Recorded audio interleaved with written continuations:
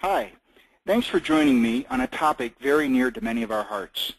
That is, how can we go from a life consumed by just getting by surviving, to a life that is full, engaging, and aligned with our unique strengths and passions?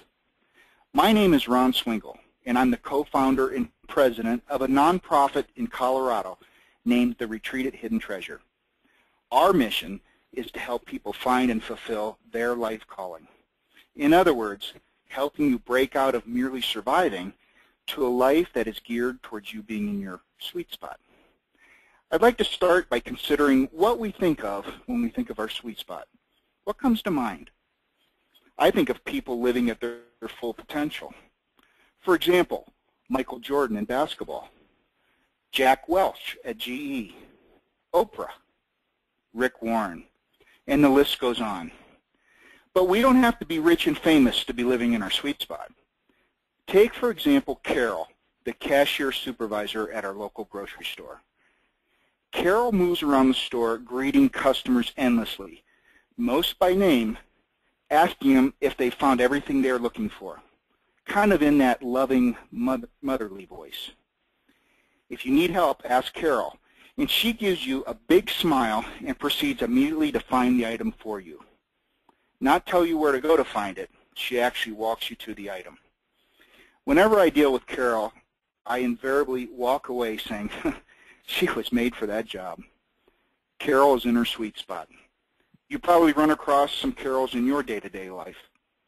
A nurse, a teacher, a doctor, people who seem to be just made for that job.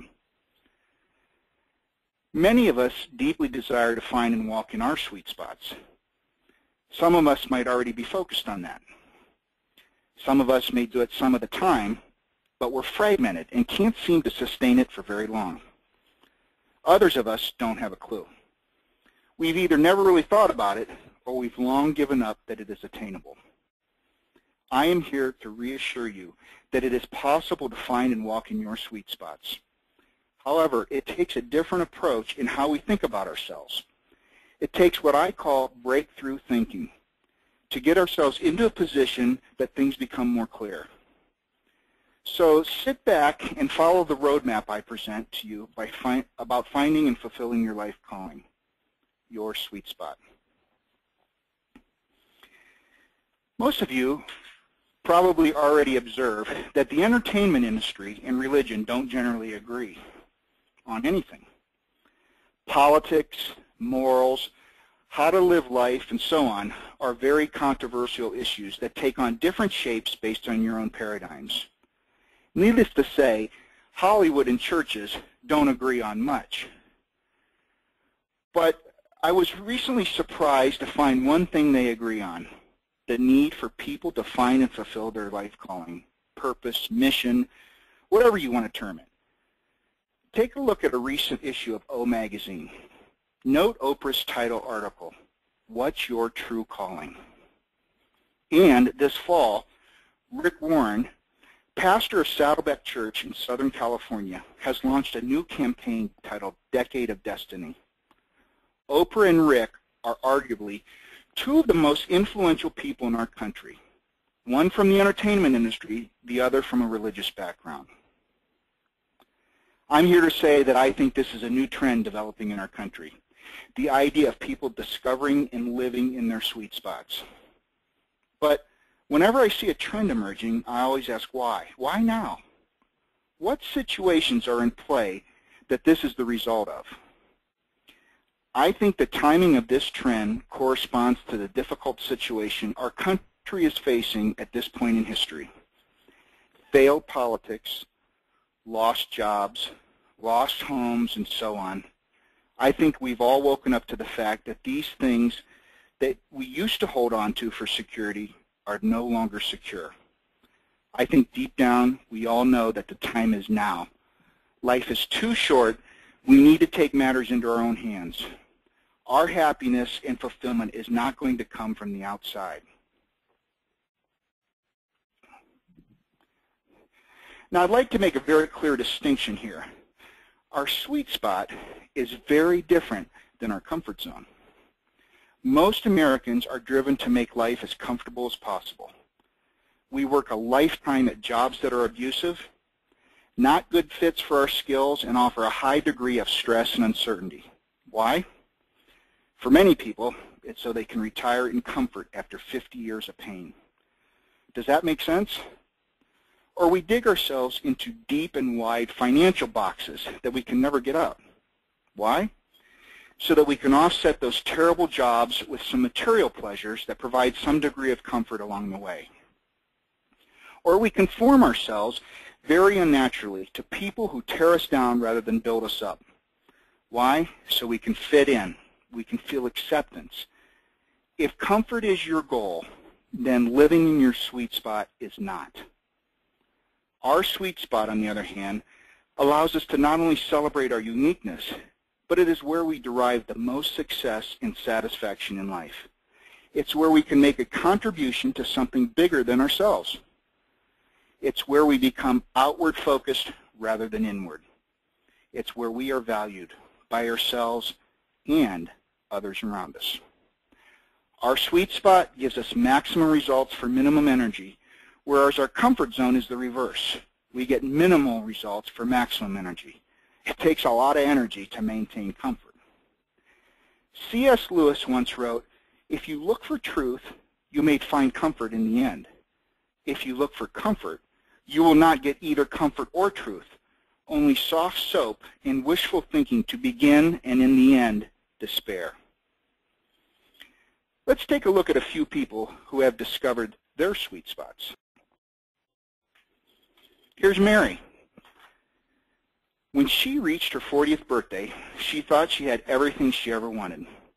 An education, health, a husband, a daughter, a home of her own, and a church planting ministry with her husband. Seemingly overnight, she lost it all. After a season of being shell-shocked and going through the grieving process, Mary took a significant step towards her future by experiencing a life plan retreat at the retreat at Hidden Treasure.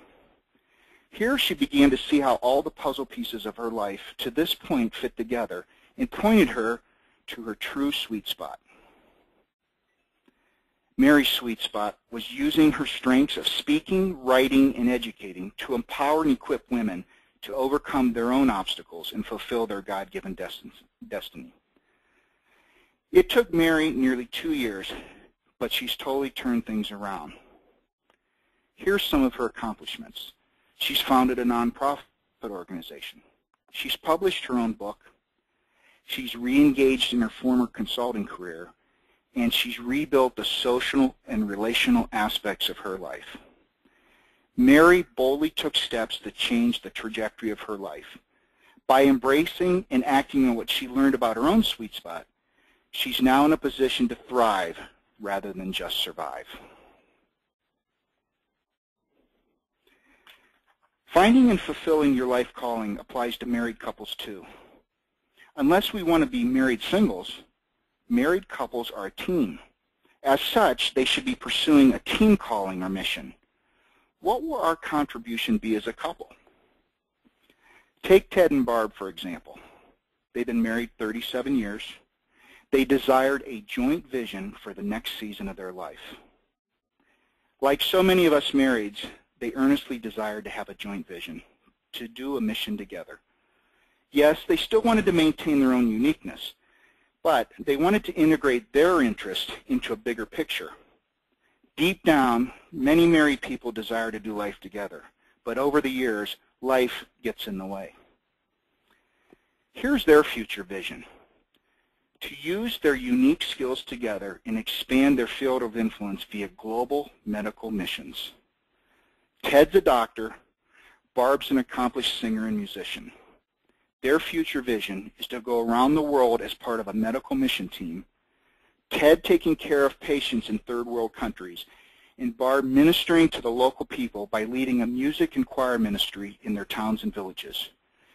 Their vision is way bigger than them, and they found a way to integrate each of their interests into something they can do together. They've already begun on this mission.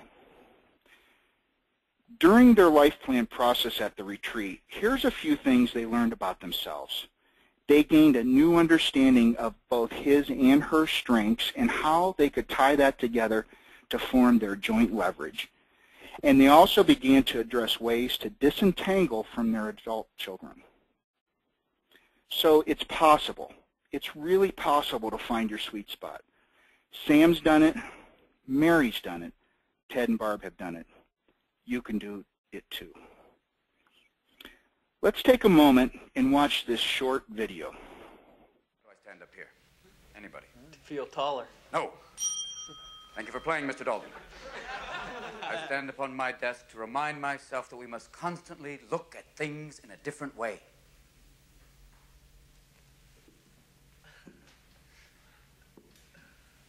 See, the world looks very different from up here. You don't believe me? Come see for yourselves. Come on. Come on. Just when you think you know something, you have to look at it in another way. Even though it may seem silly or wrong, you must try. Now, when you read, don't just consider what the author thinks. Consider what you think. Boys, you must strive to find your own voice. Because the longer you wait to begin, the less likely you are to find it at all. Thoreau said most men lead lives of quiet desperation. Don't be resigned to that. Break out. Now don't just walk off the edge like lemmings. Look around you. There you go, Mr. Christie. Thank you. Yes. Dare to strike out and find new ground. So what did you hear and see in this clip? We're talking about each of you finding your voice, a term often used for writers and musicians when they find their own unique style. Finding your voice is like finding your sweet spot, but you need to think differently to discover this. In the next part of this presentation, we will look at not only how we think, but what it takes to achieve breakthrough in our lives.